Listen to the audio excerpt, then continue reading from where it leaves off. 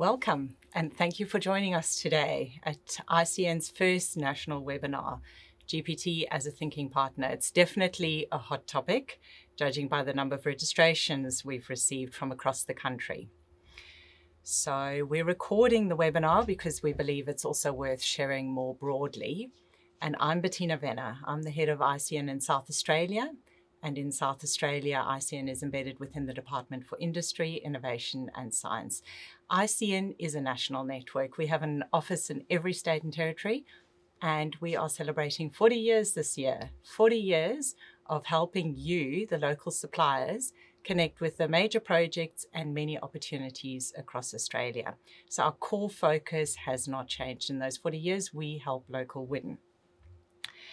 If we look at ICN Gateway, we connect you through our main platform, ICN Gateway, gateway.icn.org.au. We have many local suppliers registered on ICN Gateway, and a basic profile is free of charge to register. So over 80,000 of you have self-registered, and we get a lot of online searches through ICN Gateway every month. And we facilitate contract wins, so helping you win opportunities. We connect you to opportunities in 4 main ways. So the first way is when you submit an expression of interest against work packages that are listed on ICN Gateway. The second way is when clients, buyers, search for relevant, capable local suppliers. So we get those inquiries behind the scenes. We search our database behind the scenes. We use keywords. We know many of you as well. And then we put you forward for those opportunities. Buyers also use ICN Gateway to search for you. And those options are only available if you do have a paid subscription. And then we also connect you through industry briefings.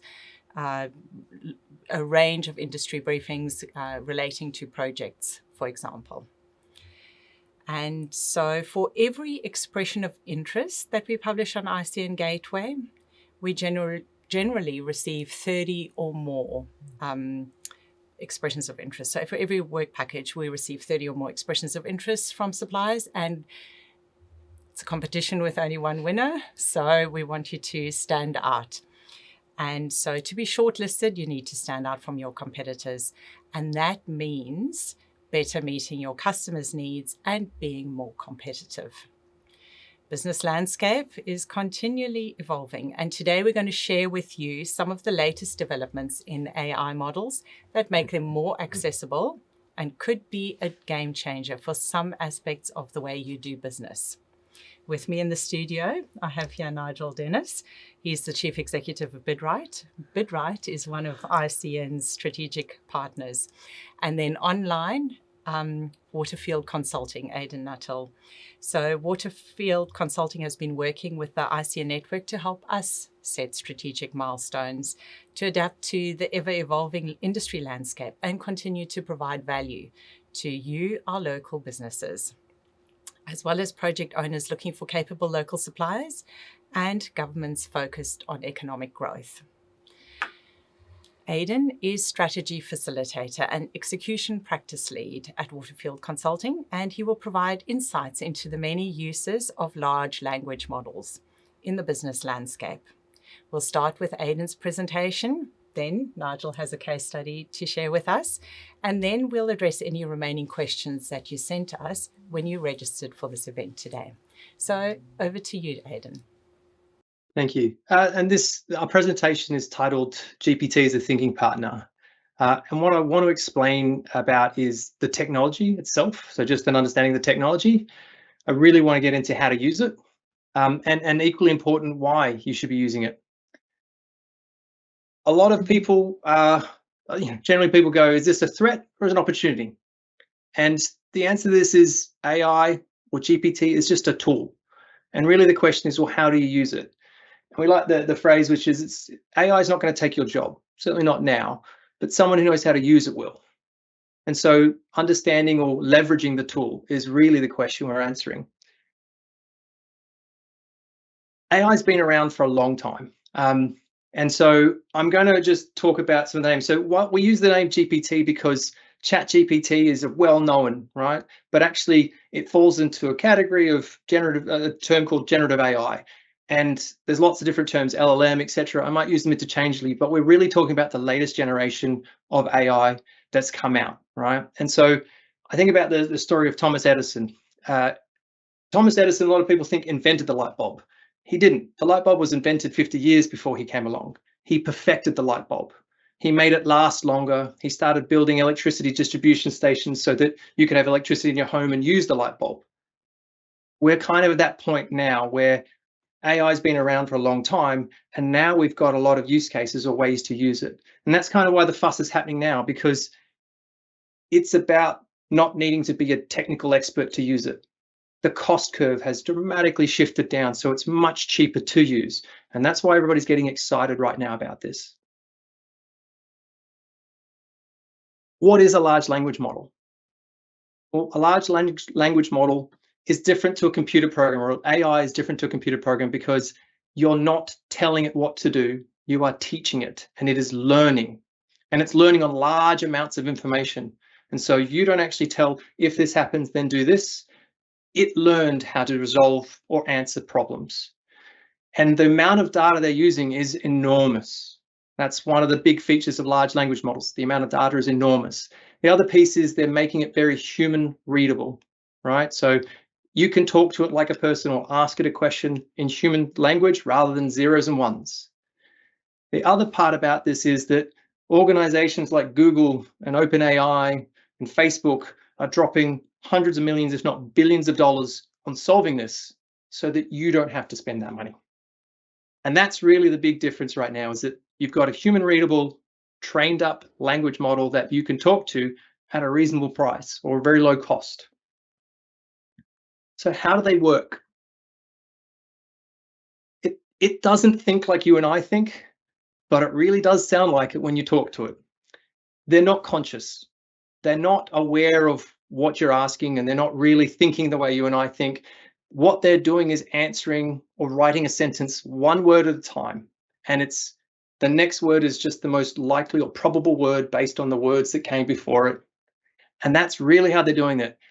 But when you give it enough information, trillions of data points, and you train it up, that actually forms really coherent and insightful sentences, or really coherent, insightful words that are coming out of these things. They're incredibly powerful in that regard. What I want to do is talk to you about how to use large language models. So we just talked about, well, what are they in the history, but really the crux of this is, well, how do I use them? And the lowest level for us is as an assistant. You can just ask this simple questions and say, can you answer this? Can you do this for me? And they do a great job of that. For us, the next level as a thinking partner, which is far more back and forward and interactive and going deeper. And the last level is as a high level, which is more decision or context information, where you need to provide a lot more data or a lot more information to be able to get more value out of it. Now, there's value, and you should be using it at all levels. But when you're starting out or learning, everyone starts at the assistant level. We think there's value at the thinking partner level to go deeper than where a lot of people are, without having to spend any more or do anything different. And then when you understand where your value is, you can start to invest at the higher level to get more value out of it. That's really how we're talking about this. So I'm going to cut over to low-level use. And simple examples of this is summarizing articles, or getting it to edit your emails, or answer back questions, etc. And as an example, I'm going to have to do a presentation about large language models. Can you help me structure this presentation? And it does a very good job of helping you structure presentations. It's a massive productivity boost. And as I said, you should be looking at using it this way. But we also think there's more that you can get from it. And so this is where we start cutting over to what we talk about as a thinking partner application. And I want to point out that it's a tool. And so the question really is, how do I leverage the tool? And so I'm going to give you some context about Waterfield to talk about our experience and what we did and why we did it this way. So we help organizations with strategy. And for us, that requires three things: foresight, understanding the environment in which the organization is working in; insight, which is then making sense of that and deciding how to navigate through that environment, and then action is doing it. And so we then said, well, how do we leverage large language models to support that? And we went about it the first time by just saying, can you tell us as an assistant, what is how do we help us organizations set strategy? And we got back answers, but they weren't at a level we want them to be. And so we then said, well, how do we move to the next layer as a thinking partner? And so what I'm going to do is take you through some of the models that we've used with the large language models and how we use them and what that looks like, so you can understand when I'm talking about a thinking partner, how that works. So we talk about different models like actors and factors, scenario planning, red teaming. And I just want to set context. For us, foresight is critical in terms of setting a strategy for an organization. If you think about it, it doesn't matter if you're a small newspaper, news agency, or if you're the US government. The environment in which you operate will dictate how you respond. The US government doesn't get to tell its population stop aging. It just has to deal with that. And so therefore its strategy is very much dependent upon the context in which it's setting. So this is a conversation about how do I understand the environment in which I'm operating in. So what I want to do is take you through the process we used for this. So the first thing is be clear in your thinking process. So what is it you're trying to answer, right? And at a high level, you're going, I'm trying to answer a complicated problem. Well, then you've got to break that down into logical steps, smaller pieces. And another critical thing is determine the relevant output. And if you want, you can ask the large language models to return this in the form of a poem or a limerick, but it's usually more pertinent to figure out what is the context or how do you need that output. Then you're going to figure out for each step, what do I think I'd expect back? What's my hypothesis for that response? And then you go and provide context to the LLM about what it needs to know. Think of it this way. If you go and ask somebody, oh, how do I go and get fit? But you fail to mention that you've got arthritis, you're probably not going to get a particularly good response, right? So context and providing information is really critical. And then you're going to have a dialogue with the LLM in the same sequence that you determined around the steps, all right? But the critical part is that each time you dialogue with the LLM, you're getting back an answer, and you are using that and compare it against what you thought you might get to either confirm, to refine what you thought, or to challenge back to the LLM and say, is this right? Why have you written this? And it's this iterative process that gets you far more value. And I think I said we used it originally, just said, can we please have what are the things we should be considering for strategy to set a good strategy? We found that by following this kind of process, we got far more value back. And I'll take you through in detail what that looked like. So this is environment scanning. It's a tool we use. And essentially we went to the large language model and we said, first question, who are the actors? And actors are independent organizations or individuals from our organization who can influence us. For example, most organizations have a competitor or competitors and they have suppliers. And when the large language model replies and it doesn't include one of those, I would ask the question, why have you not included competitors? And it might come back and say, because this is such a new technology, it doesn't exist. Or it will update and say, I have included competitors now, and here's why. So you can actually refine and get far more detail by doing that. We then went and said, what are the factors? And factors in this case are things like technology or the economy. And again, you're expecting back some responses. And again, you're challenging or saying, why did you write this one? I don't understand. This one doesn't make sense to me. And it should be able to respond and answer that. And it will update the model. What you'll end up doing is you are educating yourself and the language model as you go through this. And what you find is you get far more detail and better responses in doing that process with the large language models than if you just treat them like an assistant looking for an answer. I want to talk to another example. So scenario planning is a more complicated model than environment scanning. So environment scanning just says we have actors and factors around us. What do we think is going to happen? Scenario planning is even more complicated in that all those actors and factors are also sitting in a context. So for instance, you might have at one end of a spectrum that there's going to be high globalization, lots of free trade. And another end of the spectrum is going to be very regional or even sovereign nations with very little free trade between them.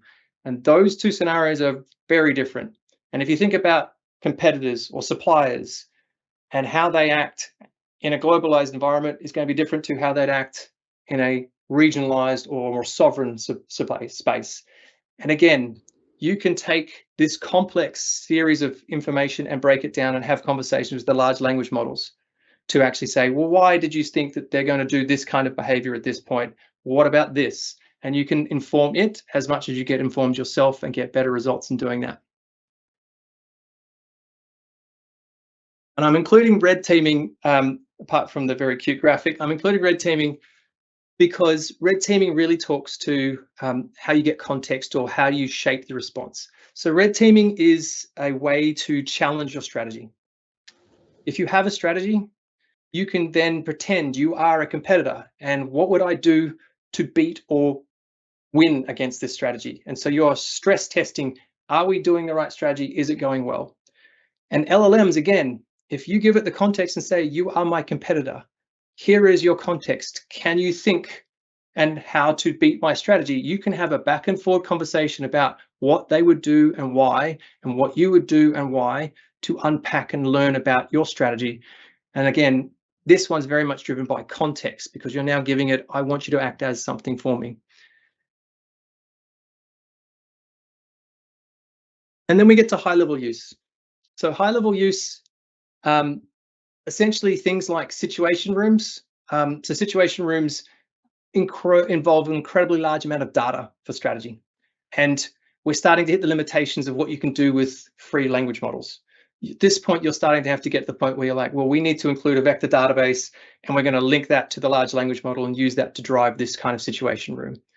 And similarly, something like a digital twin is, can I fine tune the model to behave or think more aligned to how our organization behaves? And can I give it the data so that it would make the same inferences we would make? So essentially, you're now behaving or getting it to act as your organization in parallel for strategic decisions.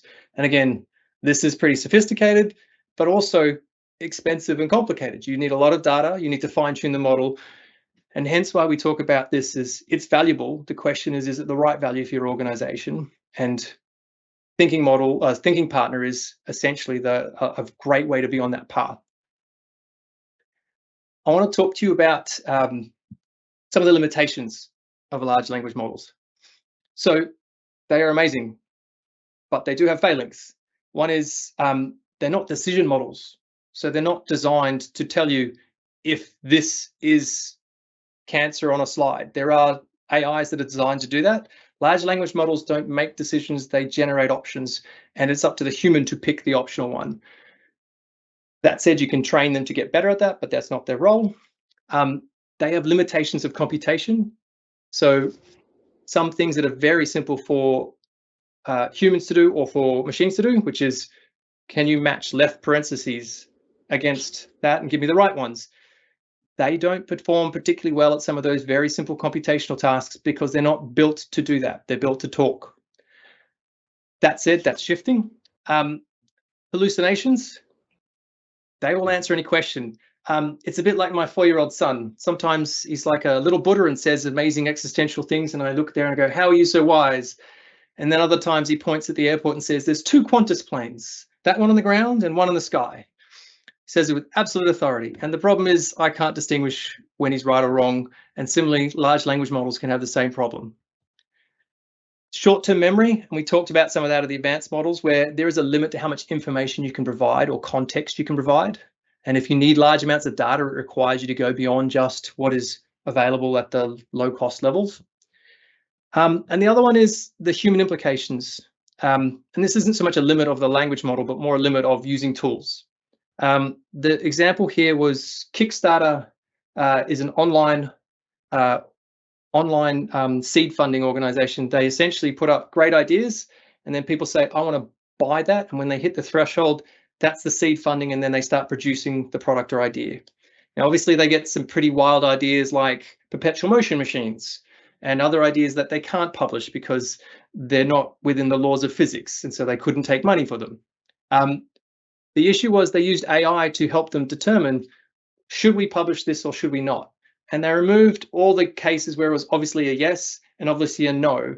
And they left the people with the really hard to tell cases. And the issue wasn't so much the AI tool, but the morale in the organization went through the floor because people were left with only hard work.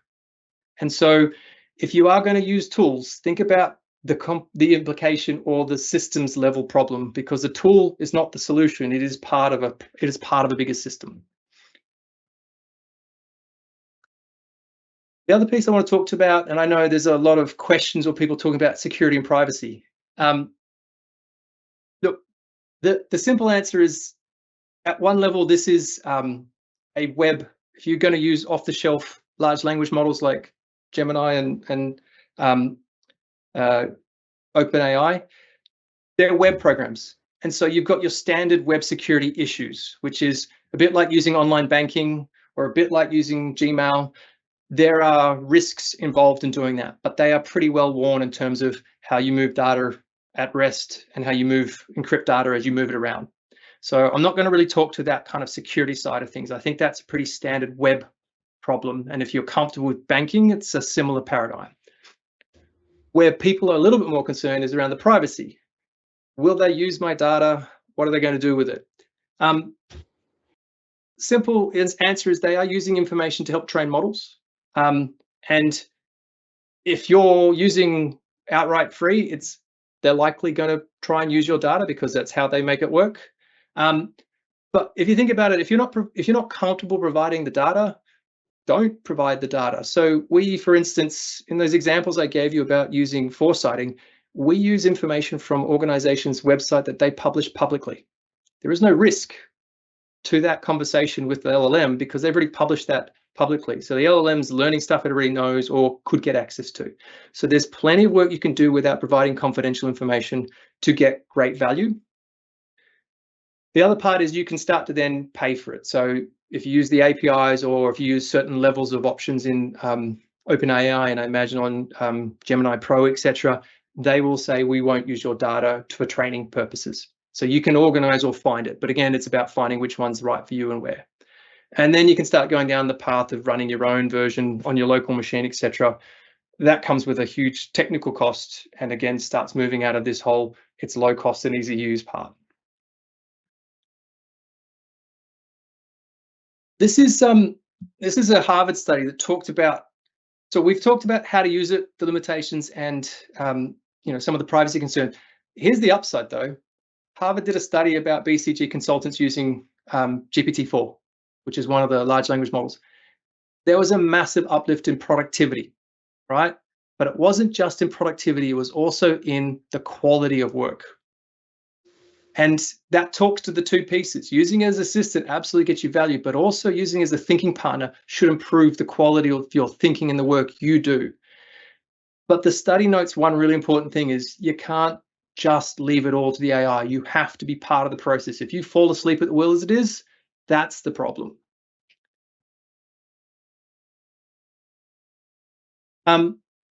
This is a massive step change in technology. I mean, I talked about Edison and the light bulb, and I know it's a little bit of a dated example because most people don't remember what it was like before light bulbs.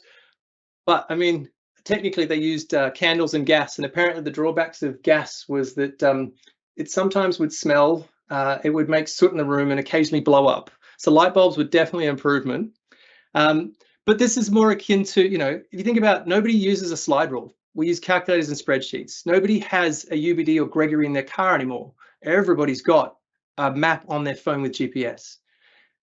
If you were to turn up and your accountant said, I have a beautiful fountain pen, immaculate handwriting, and this beautiful leather-bound book, and I always check my calculations with a slide rule, you'd turn around and walk right out because you should be using the best technology to answer the questions you have. This is a new technology that is going to add value, and the question is how to use it. This slide is really just to overwhelm you with, there's a lot of people doing stuff in this space, a lot. And I'm not even sure BidRite may or may not even be on this one. This is a big space with lots of people leveraging technology, right? And this wave is coming. And the best way to catch a wave is to be ahead of it, is to paddle before it comes. Okay. And we talked at the start about, is this a threat or an opportunity? And recognizing your value and then figuring out how to make it an opportunity. It is just a tool is really the question. And so at Waterfield, we simply said, well, this could be a threat to us. We do foresighting, and you can get assistance from large language models to think well. And so we went about the path of going, well, what's value to us? And so we've set up a online tool that helps, a free online tool that helps you do some of this foresighting process. It's available at our website, and it's a free tool to help you do this, to help you do foresighting around the ecosystem. But if you think about it, the value to us is that we still help organizations shift from knowing what's going on in the world to getting together to agree to make the decision and how to actually make it happen. And that's the value that we create in that space. But we think it's equally valid for people to be better informed to make better decisions. So hence why we offer this and as available to people. Why use GPT as a thinking partner? As I said, it's a low cost and it's easy to use tool that has enormous value. And as I've harped on, we're quite passionate about understanding your environment and getting strategy right. Knowing that this is part of that environment that is coming and starting to prepare and trial and use will make you better informed and able to handle, because there are other changes and things that are coming with it. All right. And so for us, you can use it as an assistant, and you should, but you can also go beyond that and iterate and start to use it as a thinking partner without having to do anything other than just spend more time going back and forth with it. And that will unlock more value and let you learn how to move up the value curve and look more with it. At that point, I'm going to hand back to you, Bettina. Thank you very much. Great. Thank you very much, Aidan. And so now it's time for a case study from you, Nigel. Nigel, tell us a bit about your background and how BitRight was founded. First up, thanks very much for having us here, Bettina, in the studio. It's wonderful to be here, wonderful to be part of the ICN network.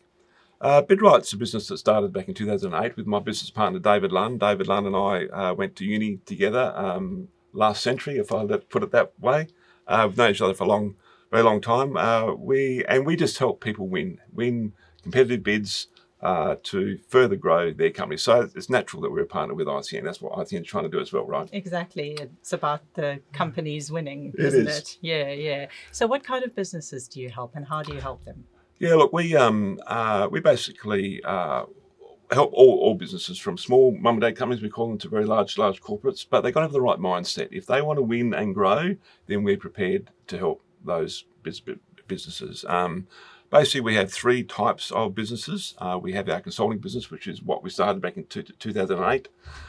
We then have our training business, which in the last couple of years we've put a lot of focus and effort on that. So to give people the skills in how to win better, because many people just don't have just not trained in how to. And maybe they're really capable businesses, but you need to be able to actually demonstrate that all. Spot on. They're very capable. Yeah. Many businesses are very capable. They've got wonderful businesses. They're just not skilled in the ability to put in competitive tenders. That's not their game. Yeah. We also, then, as we'll learn a bit later, we have the third fledgling part of business, or the starting part of business, which is our software business. So, we'll get to that. We'll get to that shortly. So what trends are impacting the tendering profession now? Look, there's a range of trends we're seeing, and remembering that we operate across many different types of industries, and so we're seeing different trends in different industries. We operate in the defence and construction space, infrastructure, facilities management, human services and health services, professional services. So we're seeing a lot of information, a lot of trends across all those industries. But in general, there's probably 3 or 4 areas that we're seeing more prevalent across the others. The first one is that winning is getting harder. I've been bidding around about 30 years in competitive bidding, and the last few years in particular, businesses are finding it harder to win, largely because of the people are getting good skills. So the bar keeps moving. The bar keeps moving up incredibly. It certainly does. And so the businesses are just not aren't trained, haven't got the right skills. So that's the first one, and as a result, they're just not winning enough, and they're becoming way too onerous. So big impost on the business, and businesses aren't equipped to deal with the competitive nature of these things. The second trend we're seeing typically is that budgets are getting tighter. People are expected to do more with the less. And we see that from many of the buying organisations that put tenders out to market. They're asking for a lot more information these days. So we're expected to, again, business in general are expected to innovate, improve, be more efficient, be more productive. And so they are expected to do more with less. So bidding, it doesn't help the bidding environment as well. The third trend we're seeing is that people, particularly in the bidding industry, getting hard to find. People with the right skills are being hard to find. As trends in bidding are improving, people are getting after the fact that they want people on board with good skills in how to tender and in how to So having those specialists on board. Specialists on board. And we're finding in our consultancy that we're after some more people right now. So if anyone out there wants to work with us, but so really those things. And the last trend we're seeing is the whole movement around the AI, and it's really becoming an enormous opportunity for people who want to win business and grow. So when did AI first enter your radar? Yeah, look, AI has been, first learned about AI about a year ago. And for me, what keeps me awake at night in running... Only a year ago. Only a year ago. And here we are. Right, and I'm supposedly one of the experts on bidding in AI at the moment, which who would have thought? Mum, Dad, who would have thought that? This area's moving so quickly. It is. But for me, what keeps me awake at night as a business owner is, will we have a business tomorrow? And I think a lot of the businesses we work with need to assess that question. Will what I'm doing today be relevant tomorrow and the week after and the month after that? And I was on the idea that we had a consulting business. Tenner's going to be around for a long time yet, so we're set for a long time yet. I call it my Kodak moment. This is as close as I am coming to a Kodak moment. And a Kodak moment is, if for those who were around when Kodak was a leading camera brand, when they used film, not the digital stuff, the little film you had to put in and out of the camera. You know, Kodak was a leading company in the world for cameras. And we saw that what Kodak didn't do is embrace digital technology when it came on board. And as soon as digital technology came on board, and let's face it, it's on everyone's phones these days, take a photo. That was Kodak's, really the start of Kodak's end. And they refused to embrace that digital technology. They said it's a fad, you know. And so let's not go with that fad. We'll stick to what we know, what we're good at. So for me, this, for our business particularly, the AI was as close as we've come to our Kodak moment, in that of the top 10 businesses that are at threat from AI is one of the top 10 is writing. And we are in the writing business, or the content creation business. So there you go. So how did you go about evaluating this AI threat / opportunity? Yes, it is threat and opportunity. So look, it was a kind of a no-brainer for me, because bidding, the great thing about bidding, is very tangible. You put effort in to get a contract out, and you can measure that return on investment. It's very tangible return on investment. And the one of the issues is that bidding is a $650 billion a year industry, and so contracts are let to that sort of value. So a lot of companies spend a lot of money on that. Typically, they spend between 0.5 to 3% of their cost of winning. Their cost of the contract to win. So if you're bidding on $1 million contract, it might cost you $30,000 to win that $1 million contract. And that's money you have to put in regardless of whether you win or not? Yes, correct. Yeah. You're spot on, Bettina. Whether, regardless of whether you win or not. And many businesses that come to us have a win rate of less than 20%. And so you'd want to get it right. You'd want to put the money in for the ones you win. Correct, you do. You want to get it right. But if you look on the flip side of that, the 4 out of 5 bids that people submit, or companies submit, it's wasted effort. So people waste 80% of their time and effort on bids that aren't going to go anywhere. So for us, it was it's a huge opportunity, because we believe AI can save about, or at least 50% of the cost of bidding, which is a huge saving for business. You look at the $650 billion of of contract value out there. And if we can help businesses, small, medium, and large, reduce their cost of bidding, then that's a pretty compelling business case. So we thought it's a no-brainer for us as a business, and a no-brainer for us to help the companies that we help. So what is this new AI? What is this new Can AI? you share information? Yeah, look, it's been a very steep learning curve, I must say. Yeah. As I said, 12 months ago, I know nothing about tech, let alone AI software. But we've got a great partner on board called GPT Strategic, and they've been really instrumental in providing the access and the technical team that we need to build our AI product. We basically have 4 parts to our AI product. It's and we see it as an opportunity to not just take contents that's already around and write that quicker and faster and better, but to understand the competitive nature of what companies are actually facing. So that the 4 parts to the model that we've got is that we analyse the request for tenders, the information coming in, and how we place to to meet the needs of that particular customer in that particular context. So it's very context specific. The second part is then to come up with our story to win, and it's one of the things that we see in general with companies.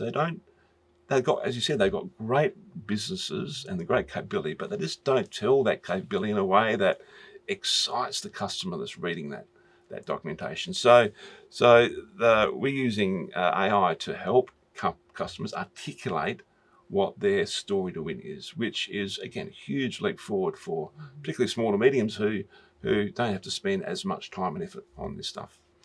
The third part of that, the model is what we call create, and that's just creating the answers to the questions that you need to write in bids, but writing in a way that's much quicker, getting content much quicker, because anyone's ever worked on a tender opportunity, sometimes work well into the night or on weekends. They've got to do it they've got day jobs, so they've got to do it extra to their day jobs.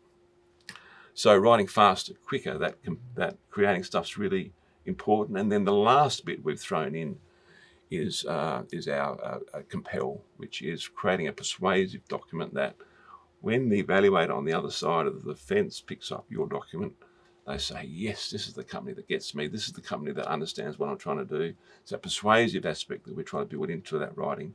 And so we find that it's really, so those 4 components, the analyse, strategize, create, compel, the 4 pillars to the program. And there's a few competitors around the world who are looking at bidding software in particular, but none that we see that have that level of depth into bidding. So 1 year ago, and now you're leading the pack. Where again, it's frightening really to think that a company that, I mean, we're a national company with offices in 4 locations and a presence in New Zealand, but to think that we are doing something that no one else in the world is doing is quite exciting, really. It does sound exciting. Thank you, Nigel. And so Aidan and Nigel addressed most of the questions that you sent through as part of the registration process. So I'd like to finish off with a couple of questions for each of them. So Aidan first. Aidan, for individuals, where do they start? How do they learn how to prompt large language models well? What skills, mindsets, or knowledge areas do you believe are essential for those wanting to capture the potential of generative AI? Hopefully I at some level covered some of this, but look, adult learning models kind of talks about theory, practice, and then group work or copying other people. So if you think about it, a lot of people now have got some theory, right? I talked about, well, you can do this, but practice is probably really critical. Theory only goes so far, so actually just going out and starting and trying it is critical. And you can, as I said, start free with non-confidential info and just do stuff. The other thing that's really critical, I think, is also, and Nigel just pointed this out, determine what your value is, because how to leverage this the best and where your value is really a critical question. And that's not an easy question to answer, but it's something you need to think about, because yes, you can do lots of things with this, but where are you focusing on it? And then really, as I said, break your thinking down and iterate. And that's, again, part of that learning loop. Doing something and getting information back will inform how to do this better. And I really think that the big mindset, or the thing you want to do is be curious. as you do stuff and you understand it, etc., the being curious will help you figure out how to do this. It's a bit like you're going to have to build a different mental model or how to think about this. It's not like another way of doing things. So there's being curious will help you fill out that space and understand it better so you can use it better. Great. Thank you, Aidan. And so for you, Nigel, for business owners that want to evaluate or begin their journey with generative AI, where could they start? Look, the critical thing is a great question, by the way. I'm not sure who asked that. It's a really great question, Bettina. But the way that I think I've learned to look at it, and I think we're advised to look at it, is that this is not a technology decision; it's a business decision. So, and to Aidan's point, if we look at what AI can do for us and how it can improve and the productivity improvements we can make, then it becomes not about the technology itself, but about what can we get out of it, the business process. And so, really, that was the lens that we looked at it in. Sure, we're experts in bidding and we know the bidding landscape, but we're not experts in technology. We brought a partner on who is experts in technology to do that. But it really is a business ROI decision for us, and invest in good people, invest in good partners, and I think for our business, indeed, I mean, we're a small business, a small to medium business, and so if we can do it, then anybody can do it, really, as long as you think. For us, it was really think of it as a business investment decision, not a technology. Because it changes some of that business model or how you deliver your services, your goods. 100%, yeah. Great. It does, yeah. Thank you. And now one more question for each of you. Where do you see the potential for generative AI in your industry for the next 5 years? And I'll start with Aidan first. Are there any upcoming advancements or shifts in the field that you're particularly excited or concerned about? So Aidan first. I'll make wild predictions about 5 years in the future. No, I mean, I think the answer is this is moving really fast and it's hard to predict. I'll start with the concern stuff. It's not so much. I mean, like I said, it's a technology. It can be used well or poorly. So it's the poor use of it, right? And misinformation or using it poorly, that kind of stuff is really the concerns. But the thing that excites me is it's actually this big explosion of trial and learning and lots of people doing things differently because there's a different way to do things. And the example back when they were inventing electricity, it was Edison and Tesla were playing with DC and AC, and Tesla would go out and would show off, the lightning bolts that you sometimes have seen. That was what he was doing with electricity. They didn't know what to do with it. They knew it was really cool. And I get the feeling there's a lot of that going on with AI right now. So people are starting to play and do really interesting things. So I'm in no way able to make predictions, but I know there'll be some interesting things. But, the thing that we know now is GPT-4 can pass the bar exam and you can ask it questions. So there's a really smart assistant or a really smart person you can sit with and talk to and you can do stuff with. That's going to create all sorts of downstream amazing things. And that's the part that I can't predict, but I'm excited about. It's excited. Nigel, from your perspective. Yeah, look, that's great insight, I think, Aidan. From my perspective, we've got we're a very niche bidding firm. All we do is tendering. So all I can really talk to is the opportunity. But the opportunity for business, I think, is enormous. And bidding, we have my business partner, Dave Lunn, works on the other side, on the procurement side. So we have some insights from the procurement world about what they're doing on the buying world. And we're trying to sort of predict that in a way from what we're doing on the bidding world, on the selling world. But I think the opportunity for small to medium businesses is great in terms of AI. One of the big factors that sometimes inhibits companies from bidding is the cost of bidding.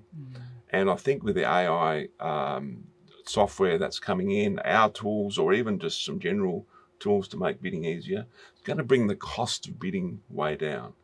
Which, in terms of opportunity, so we need AI for the procurement side as well. There is AI already happening on the procurement side, and maybe that's a topic for another webinar later. But there is already AI things on. So people say, but then AI will just talk to AI, won't it? Your bids AI generated versus the procurement, aren't they just bots talking? But the humans still need to make the final decision, and they get all the hard decisions, don't they, Aidan? We do, 100%. Humans meant to be right. I think that's the important thing about here. We use this technology, but in ways that aids our businesses. And Yeah, again, I think that the window is open right now for businesses to embrace it. What I'm told, I do a lot of these sort of webinars around the nation, sort of speaking about AI. There's a lot of businesses who are sitting back, waiting, watching for other businesses to step in and take their foray into AI. There's not many businesses actually jumping in and doing something about it. And so I think if you're one of those businesses that can help use that technology, embrace it, technology, you're going to get potentially ahead of your competitors, ahead of your pack a lot quicker than you might otherwise have. Great. Thank you, Nigel. And so that brings us to the end of our webinar today. And a big thank you to our presenters, Nigel here with me in the studio and Aidan online. And a quick plug for our upcoming National Virtual Summit on the 28th of May. So this is an ICN National Summit called Unlocking Digital Horizons, Navigating ICT's Evolution. This event will explore the transformative potential of information and communications technology, that's ICT, and its pivotal role in shaping the future of industries. So we look forward to seeing you online there. We've recorded today's webinar and we'll send a link to everyone that attended today, along with the feedback survey and a link to Aidan's business, Nigel's business, and that foresight tool that Aidan mentioned as well. So thank you very much and enjoy your day.